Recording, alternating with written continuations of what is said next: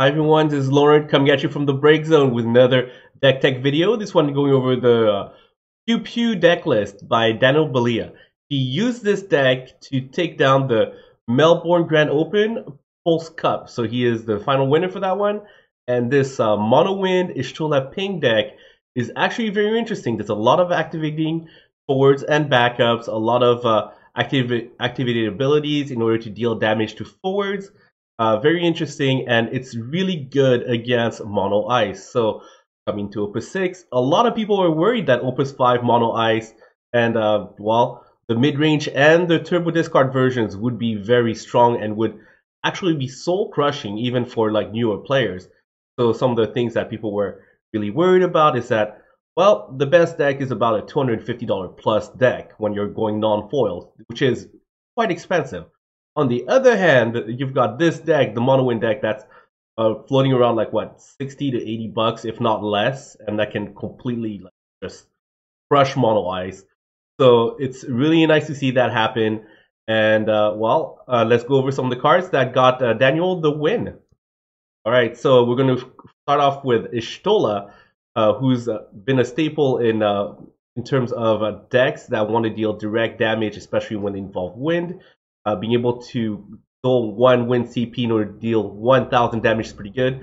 Being able to dole her and maybe reactivate her with so many of the other abilities and summons that you have in this deck to deal another 2,000 damage, maybe 4, maybe 6, is actually really good. So sometimes some things that you worry about when you use a deck that likes to deal ability damage in order to take out forwards is things like Minwu. And in this case, being able to deal 2,000 damage at a time is very good because let's say you use Barbarisha or you use a Diablos to set the printed power of a forward to 1,000 power. If an opponent has, let's say, Minwu and Waka and has some kind of water forward that's not named Ash, for example, being able to deal 1,000 damage is not quite enough. But being able to deal 2,000 damage is going to be able to go over both the Minwu and the 1,000 power boost and still take out that forward. Next up, we've got Dorgan, who's good against, well, kind of a catch-all answer to anything. He's literally able to remove a forward from the game. So if anybody has some kind of forward that they might be able to return with, let's say, a minor or something like that, then with Dorgan, you're going to make sure that they're not going to be able to get them back from the break zone because it's never going to go there. Next up, we've got Zidane, who's really good against aggro. I mean, sometimes they're trying to save up resources, save up cards to play, to either deal with the finishing blow. We're talking about, like, I don't know, Opus 3 Shiva or something like that. Then with Zidane, you're going to be able to just make sure that they don't have that answer for long. Against other decks, Zidane is still good, being able to take out some of the larger answers, summons, any kind of combat tricks that they might have. Works really well in combination with Chaos, Walker of the Wheel that you have in this deck, being able to check that their hand doesn't have a forward that is worth putting, that is worth it for them to play onto the field for free if you were to Chaos Walker them. And on top of that, against aggro, he's a 3-drop 7k that just picks at their hand. I mean, that's on curve. 3-drop 7k is on curve. Being able to look at their hand and take a card out is just icing on the cake. So Balthier is very, very good against Mono Ice. We're talking about Ice liking to dole, freeze things. And Balthier is able to reactivate himself whenever you play any backup. On top of that, you have Friend in order to be able to give him haste and to give him a plus 1,000 power boost if needed. Being able to deal 2,000 damage, play a backup, deal another 2,000 damage with Balthier is really good. And if they have any kind of summon ability that wants to target him, guess what? You also have Fires of War as his special in order to give him, well, to protect him and to also give him first strike until the end of the turn. Next up, we've got Barbarisha. If you're playing any kind of wind-based damage dealing deck, you want to consider Barbarisha, especially when we've got Ishtola and Balthier being able to deal 2,000 damage, going over the top in order to deal with any kind of Minwu or plus 1,000 power backups is really good. I mean, Barbarisha has always been amazing, and here he shines even more. Next up, we've got Hope. This is the first time I think I've gone over a deck that actually has Hope in the deck. So not only is he an EX, he's also able to get you some of those Alexanders. There's a lot of flexibility with the Alexanders, actually. And being able to activate a forward, as we mentioned earlier, Ishtola and Balthier being able to activate and deal more damage is just going to go so well in this deck. Next up, we've got Emperor, or one of, but you know what? It's not so hard to get it out because you also have 3 copies of Moogle 11 to search it out if you need to. So normally, when you play decks, there's different kinds of decks. We're talking about aggro, tempo, control, whatever you want to call it. Some of the decks, either they like to be very... Right now, with the meta, what I'm seeing is that people are trying to get a lot of value out of either... being very aggressive, making sure that it doesn't matter which cards you have in your deck. I'm going to try to kill you before anything like that happens. And this deck is put together to be able to is very good at handling the mono ice aggressive meta that's around. And another type of deck that you see a lot of is a deck that's trying to get a lot of value out of activated and special abilities. And the Emperor is really good at shutting that out. And so being able to get Emperor on the field against, well, I'm not gonna guess you're not gonna get a lot of mirror matches for this unless this picks up a lot. The Emperor is gonna be very good at shutting that down. We're talking about if you look at Opus 5, the tail end of it, Earthwind was a popular deck choice, and being able to use Cactuar to ping your Dataluma. Well, guess what? That's an activated ability, and the Emperor shuts down a lot of, well, as people like to say, actions. Okay, so that's going to be very good. You're going to have to be careful, though. Make sure you don't just leave him out there hanging to dry because, well, he's definitely vulnerable to summons, so that's something that you have to be aware of. Next up, we've got Bartz, who's really good to activate all your wind. I mean, you're playing mono wind, and you're expecting mono ice meta. Hitting a Bartz off EX Burst is going to reactivate all your wind characters. So that's forwards, monsters, backups. So yeah, if somebody uses, let's say, a Celeste, Genesis on you, then guess what? Hitting a Bartz off EX Burst is going to be able to reactivate all your forwards and backups and just sometimes just crush your mono ice opponent. Okay, let's go over some of the summons. First up is Ashra. So there's a lot of value to be had with Ashra. We're talking about, well, activating your forwards is definitely a big deal against mono ice. Backups can help you with a lot of different ways, but for the most part, I'm going to think you're going to use the mode that is going to allow you to activate your forwards. But another interesting one, though, is being to choose a character of cost 2 or less in your break zone and add it to your hand. So there's a possibility that you might have to reuse, let's say, archers, or you want to search out for more cards with Moogle 11. Guess what? Ashura is going to be able to get those cards right back into your hand. Same thing with like Oracle, for example. If you want another copy of Oracle to come back, you'll be able to do so with Ashura. Next up, we've got Alexander. That's an EX burst that you're able to search out with Hope. So if you're playing against a monsters deck, Alexander is great. I mean, that's any monster that you can break. And if you're playing against, let's say, a deck that uses Celeste, for example, or you're trying to trick your opponent into thinking, hey, you know what, that Aerith I have in my deck, I'm going to dole her for something right now, and I won't be able to use her Planet Protector special. Guess what? If you have Alexander in hand, you're able to kind of bluff that out, and after that, maybe, you know what, play the Alexander, activate her, and use a Planet Protector, and just catch your opponent off guard, and just be able to kind of shut down their summons and abilities that they're going to sink resources in. Next up, we got Chaos Walker, who's a kind of an all-purpose. So one of the things you have to worry about in this deck is that it's a mono-element deck. And if you're familiar with that, with Opus 5 meta, is that Camlanaut can completely shut down some mono-element decks. So having, for example, Balthier with Friend going up to 9k is good. Same thing with Bartz being 9k because Cam is 9k. But another way to answer it is before Cam can protect herself from your mono element deck, being able to shut her out with, let's say, Zorgon or Chaos Walker, or, well, I'm going to go over it later on, Diablos is going to be very good for you.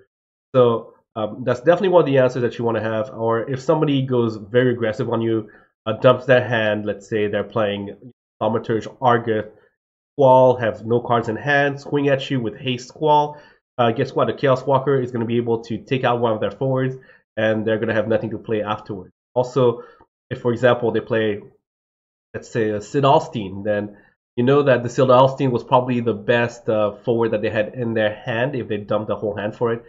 Chaos Walker it back, and yeah, that's gone. And after that, you're able to clear the way for your slightly smaller forwards. So some of your forwards tend to be on the smaller end. We're talking about like maybe 7, 8K, 7K. So Zidane 7K conditionally if your opponent doesn't have any cards in hand. Dorgan, same thing, about 6K. Ishola is 3K. So not all of your forwards are that big. Barbarisha has 7K as well. Hope is 5K. And so sometimes if they have a bigger forward, you know what? That might be their answer to your board, but they might not have another answer in the hand. So being able to check that out with a Zidane, follow that up with a Chaos Walker, clear the way, then just go in for a whole lot of damage. Next up, we've got Alexander, who's another EX burst for 9K. So Sid Alstein is very popular right now. Camelot is quite popular as well. And Alexander is going to be able to take those out, like just straight up. So that's really nice. Also, the fact that most of your decks should be able to deal with 4,000 power, if not like 6, maybe 8,000 power by using Ishtola and Balthier and activations is good. But if they go to 9K and above, it's going to be difficult for you. That's where Alexander comes in. So next up, we've got Diablos. And you're probably going to be able to use Diablos to take out 2 forwards. If your opponent plays with 5 CP forwards, you're probably going to be able to use Diablos in combination with Ishtola and Balthier to take out, well, one forward of cost 5 or more from Diablos, and after that set forward of cost 4 or less to 1,000, and then after that use Ishtola or Balthier to just take it out. So that's going to be very good, getting a lot of value out of Diablos in combination with your damage recursion engine. All right, let's go over some of the backups. Archer's always been good. There's just so many good 2 to 3 CP backups. Being able to get Archer back with Ashura is also really useful in case you have to deal with well, something that can shut you out. Next up, we've got Fran, who's, well, she's pretty good with Balthier. We're talking about haste and or plus 1,000 power. Sometimes you just want Balthier to go swing in, and after that, play a backup, reactivate him, and if you're facing down 8,000 power forwards, give him that plus 1,000 power boost. And you know what? If you want to go in for the win, that's a sneaky way to do it, being able to haste out a Balthier. Next up, we've got Moogle 11, who is just so good. We're talking about a 2 CP forward. That's a unique character, but that has a special that can search out your deck for any single card. That is such a good card in my opinion, and I can't wait to use it more. Next up, we've got Oracle, being able to activate all characters you control, forwards and backups. I mean, there's just so many plays to be made with it. Aerith, it's really nice to see her back in action, especially with the fact that she's able to just come in for hypothetically free. If you have 3 backups in play already, and they're all active, and then you use them, you build them for CP to play Aerith, guess what? They're all going to reactivate again, so you technically played her without paying any for her, which is really good. And her special is just so amazing. It can be backbreaking, and well, it's nice to see her here. Next up, we've got Echo. We haven't seen too much of her lately, but she has just so much flexibility. Being not only EX burst, but being able to choose 2 of those the modes that she has, such as activating forwards, giving backup, or drawing a card for the most part. Yeah, there's also the look at the top card. You may put it on top and bottom of your deck, but for the most part, like she just has so much flexibility, and it's really nice to see her here and have an EX burst. I mean, she's just very good against mono ice discard, and well, there she is. Next up, we've got Maria. As I mentioned earlier, some of your forwards are just slightly on the smaller end. You don't always need the power boost at all times. You don't need it early on for the most part. But you know, if you're trying to go end game and you're trying to go over the top, kind of get over some of your opponent's forwards, their blockers, then she's really. And last but not least, one of the answers that a lot of people had mentioned in Opus 5 regarding taking on mono ice is Leyak. Really like this card. I think for me, some of my favorite cards in this deck have to be like Mughal 11 and Leyak. They're just so much fun. Oh, okay, Diablos. Diablos is just such a powerhouse. And well, you know what? Actually, I really like a lot of this deck. Balthier, yeah, that Zidane. I'll Sing Hope being in play. Like this deck looks like so much fun. Hopefully, if you have a lot of people at your locals, or you expect to play in a tournament where, well, there's still gonna be mono ice. It's be the big bad right now, one of the current top decks, and this deck seems to be able to crush it. So hopefully you enjoyed this deck tech video.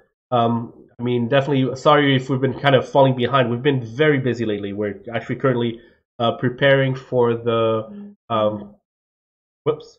We're currently preparing for Gen Con, which so we have actually, if you haven't noticed, the audio quality right now is a little bit lower. We have our mic with currently with Johnny as he's prepping everything for the Crystal Cup coverage. We're going to be covering Sealed on Thursday, as well as the final day of Constructed, which will be on Sunday. It's going to be a good time. Hopefully, you'll be able to tune in and check it out. It's going to be next week. It's going to be, well, 4 days of events, but unfortunately, we won't be covering Friday or Saturday. So hopefully, you catch me there. And if you end up playing against Ice, well, hopefully, you've kind of tested the matchup with this deck against Mono Ice because, well, congratulations to Daniel. You did a hell of a job. This deck looks amazing and fun, and being able to take on Mono Ice and kind of teach him a lesson is going to be a good time. So we'll catch you guys next time. Lord for the Break Zone. Thank you to MagicTechGames.com for being our sponsor. If you haven't checked them out, they have a trade-in buy list that they should be updating, or if they haven't done so already, Opus 6. And you can actually trade in cards and get Opus 6 boxes. That's what you're looking into. Opus 6 has been a lot of fun.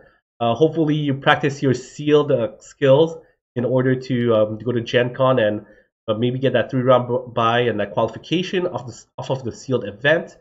And if you guys end up being there, come by and say hi. You know, we definitely love the community and love hanging out with them. So Jared and I will be there to cover the whole part of the event, certain days, Thursday and Sunday. And good luck to everyone, and we'll catch you next time.